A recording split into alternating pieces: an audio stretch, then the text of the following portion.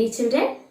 Today we are going to learn about calorimeter and the principle of calorimetry.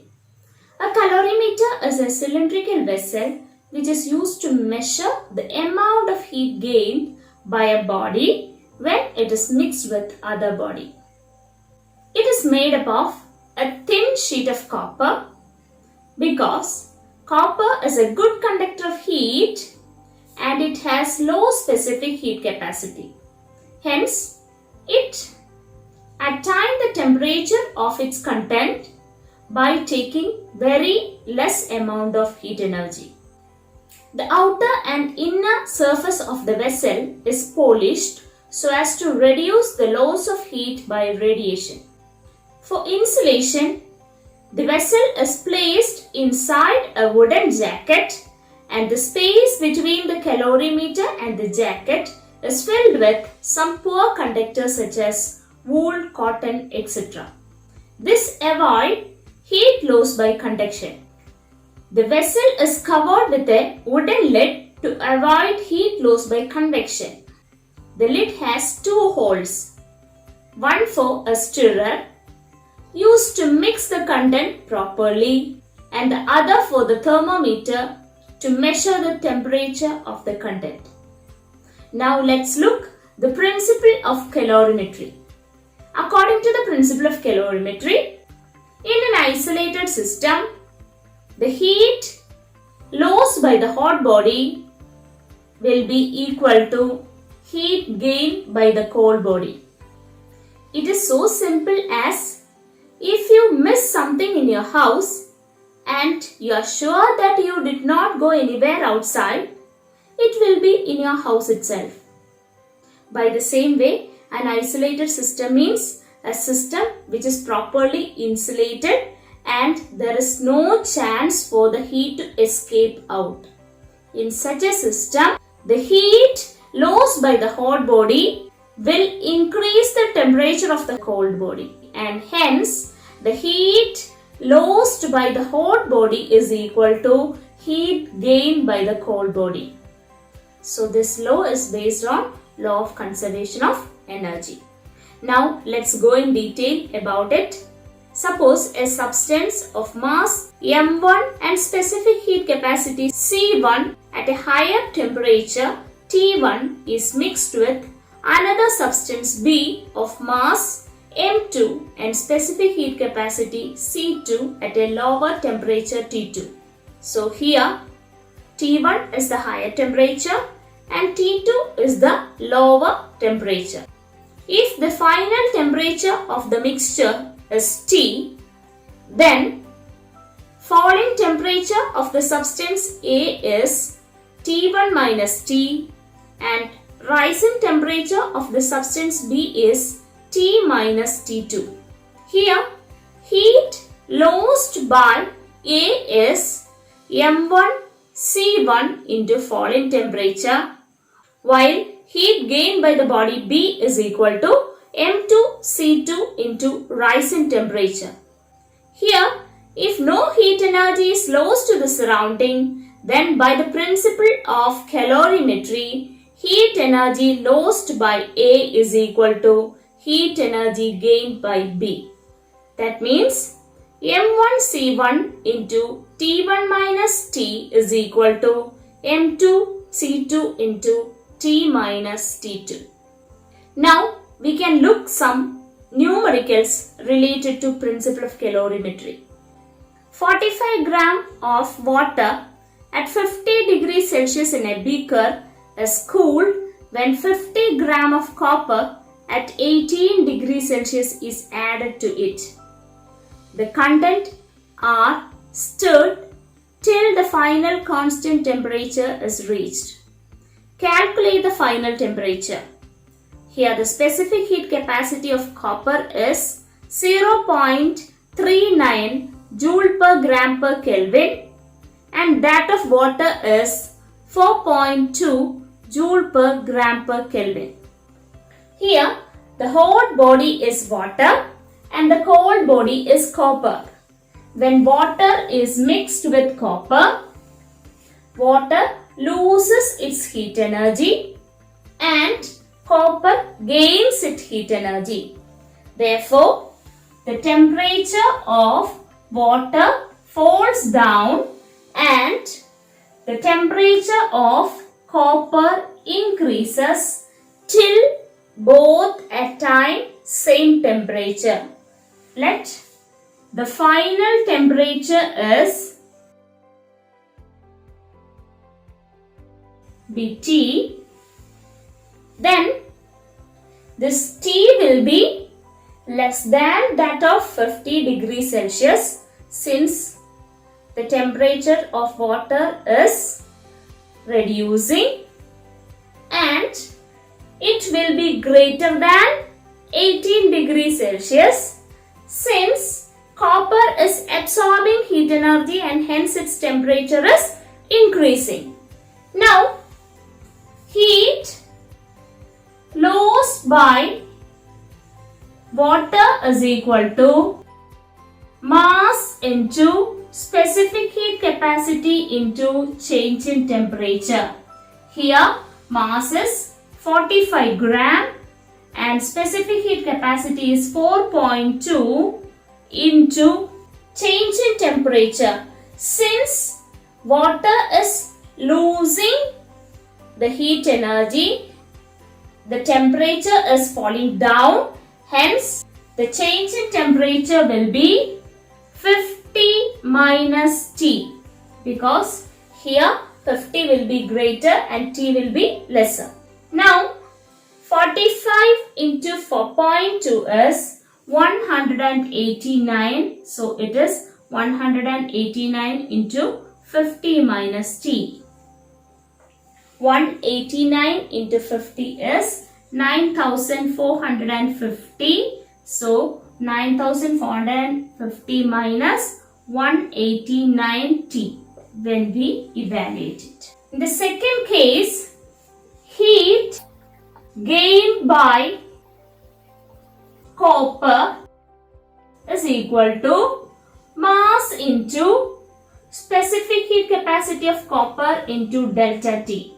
Here the mass is 50 gram and the specific heat capacity is 0.39 into delta T. Here 18 is the initial temperature and the final temperature is T. Since it is absorbing heat energy, the final temperature will be greater than 18. So, to find out change in temperature, we should take T minus 18 since T is greater. So, here it will be 50 into 0.39 into T minus 18.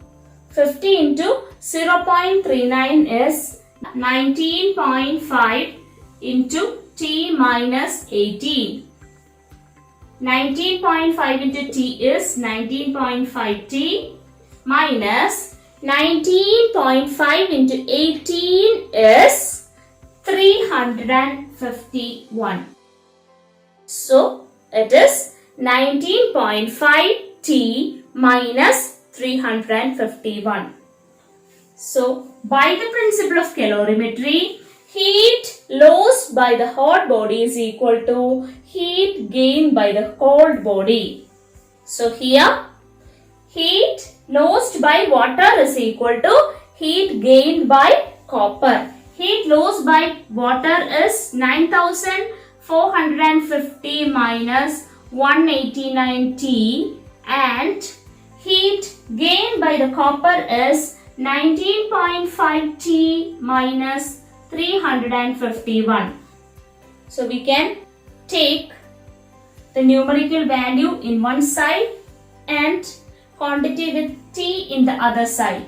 So it will be 9450 plus 351 is equal to 19.5 T plus 189 T. So it is 9801 is equal to 19.5 T plus 189 T is 208.5 T.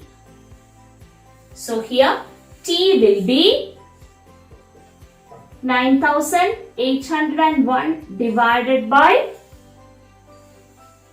208.5, which will be equal to 47 degrees Celsius. Since it is temperature, the unit is degrees Celsius. So the final temperature is 47 degrees Celsius. We can move to the next question. A piece of iron of mass 2 kg has a heat capacity of 966 joule per Kelvin. Find the heat energy needed to warm it by 15 degrees Celsius and the specific heat capacity in SI unit. Here, the mass of the body is 2 kg and the heat capacity is equal to 966 joule per Kelvin. Now, the specific heat capacity is equal to,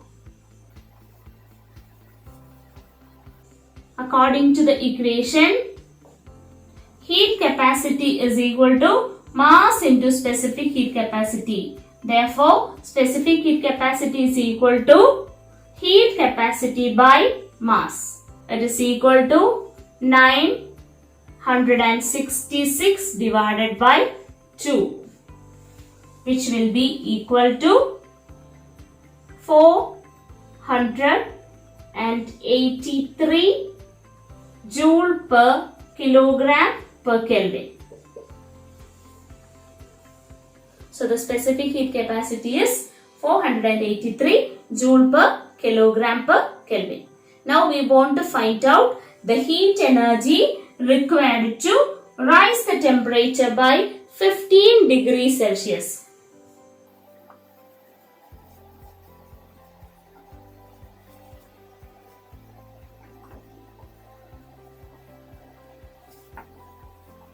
Here, change in temperature is same for degree Celsius and in Kelvin.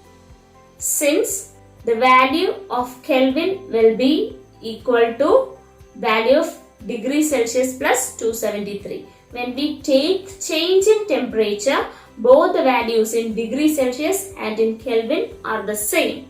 Hence, we can take mass into 2 into specific heat capacity is 483 joule per kilogram per Kelvin and also in joule per kilogram per degree Celsius into 15.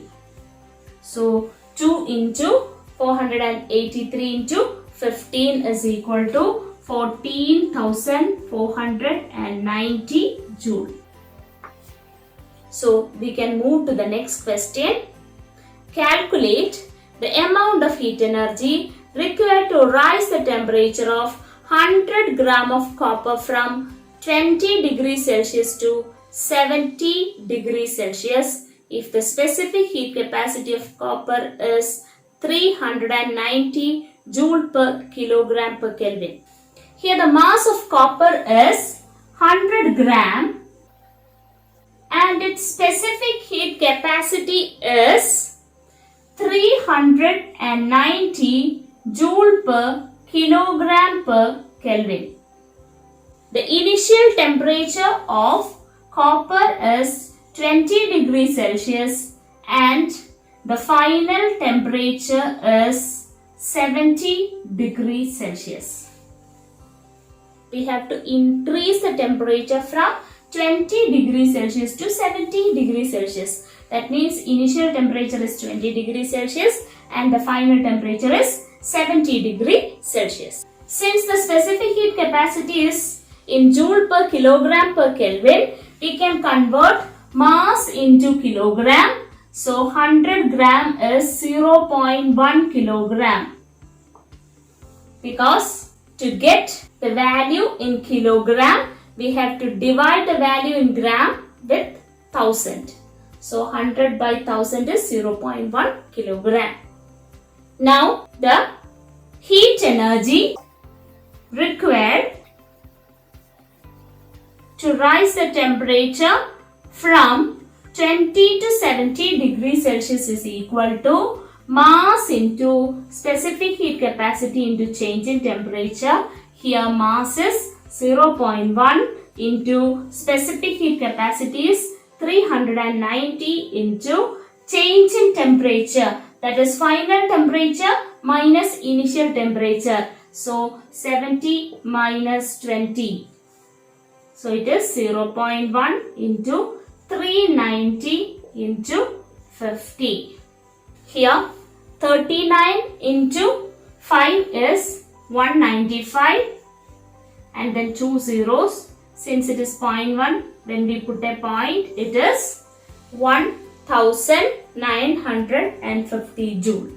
Find the time taken by a 500 watt heater to rise the temperature of 50 kilogram of material of specific heat capacity 960 joule per kilogram per Kelvin from 18 degrees Celsius to 38 degrees Celsius. Assume that all the heat energy supplied by the heater is given to the material. Here, a heater of power 500 watts is used to increase the temperature of a material from 18 degrees Celsius to 38 degrees Celsius. So the cold body is the material and the hot body is the heater. Mass of the cold body is 50 kilogram. Specific heat capacity is 960 joule per kilogram per Kelvin and the temperature has to be raised from 18 degrees Celsius to 38 degrees Celsius. So heat energy required for the cold body is equal to mass into specific heat capacity into change in temperature, that means 50 into 960 into 38 minus 18. So which is 50 into 960 into 38 minus 18 is 20. 2 5s are 10. So 1000 into 960, which is 9,60,000 joule. So this is the energy required to rise the temperature of this material from 18 degrees Celsius to 38 degrees Celsius. This energy is given by this heater of power 500 watts. In the case of a heater, the electrical energy is converted to heat energy. So, heat energy given by the heater will be equal to the electrical energy. We all know the equation for electrical energy, which is equal to VIT, or it is power into time. So it is 500 into T, where T is the time. Here in the question it is given that the whole amount of energy from the heater is used to increase the temperature from 18 degrees Celsius to 38 degrees Celsius. Therefore, we can write the heat energy given by the heater is equal to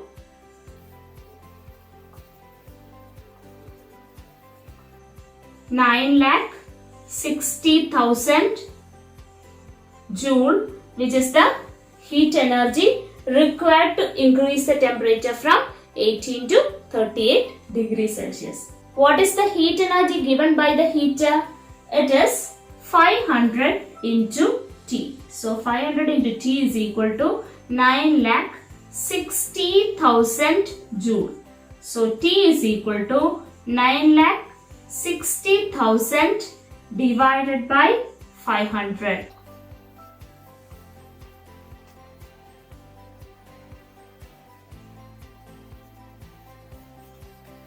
which is equal to 192 seconds. To convert it into minute, we can divide it by 60. So it will be 32 minutes. So we can move to the next question. A mass of 15 gram of a certain metal at 150 degrees Celsius is immersed in 100 gram of water at 11 degrees Celsius. The final temperature is 20 degrees Celsius. Calculate the specific heat capacity of the metal. Assume that the specific heat capacity of water is 4.2 joule per gram per Kelvin. Here, the hot body is a metal and cold body is water. The mass of the metal is 50 gram. The specific heat capacity is not given and the initial temperature of the metal is 150 degrees Celsius. The mass of water is 100 gram. Its specific heat capacity is 4.2 joule per gram per Kelvin and the initial temperature is 11 degrees Celsius. Now, when this hot body is mixed with cold body, the temperature of the hot body reduces and the temperature of the cold body increases. Finally, both the substances attain a final temperature of 20 degrees Celsius. So, if T is the final temperature, the final temperature T is equal to 20 degrees Celsius, which is same for both the substances. Now, the heat energy lost by metal, that is hot body, is equal to mass into specific heat capacity into change in temperature. That means 50 into specific heat capacity is not given. So C1 into change in temperature. Change in temperature is 150 minus 20.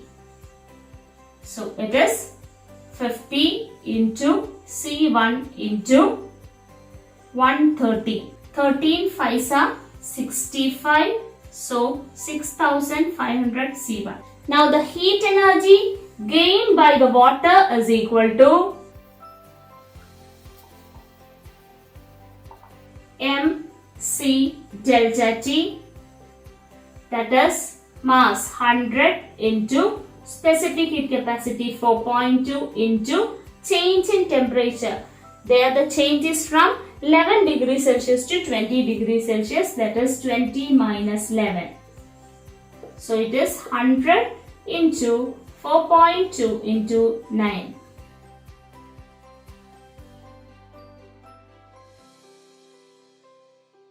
So which is 3780 joule. Now, by the principle of calorimetry,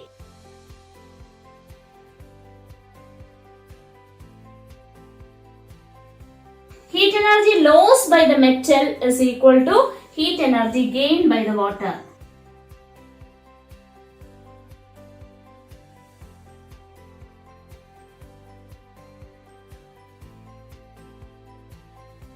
So, heat lost by metal 6500 C1 is equal to 3780 joule.